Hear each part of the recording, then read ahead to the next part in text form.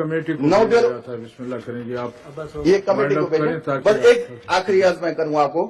9 डेरों में 29 जनवरी को शौकत अली मेमन, उसके घर पे रात को 3:30 बजे पुलिस ने रेड किया या धावा बोला।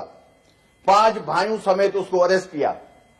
उसकी फैमिली कोर्टों में गई, पुलिस के पास गई। पुलिस ने कहा, उन्होंने जाहिर नहीं किया। वो कोर्ट में चले गए। जब कोर्ट ने उनको लेटर लिखा पुलिस को, 31 जनवरी को सुबह को उसकी लाश बरामद हुई।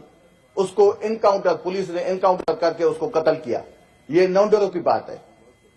ये इतना जुल्म हो रहा है। अभी भी सोने पे सुहागा।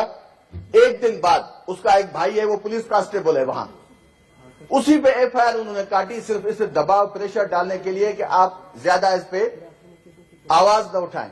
आप काइंडली आईजी सिंध से इसकी रिपोर्ट मंगवाएं और ये ह्यूमन राइट्स में भी भेजें, ताकि ये अगर इस इलाकों में, इन इलाकों में 9 डेरों में अगर ऐसे वाकयात होते हैं, मैं बिलावल साहब से भी, सारे हमारे दोस्त बैठे, उनसे भी, शहादत भाई से भी गुजारिश करता हूं, पार्टीज की हुकूमत अपनी जगह, लेकिन शौकत अली मेमन को आप इंसाफ दें। शौकत के साथ बड़ी ज्यादती की गई है।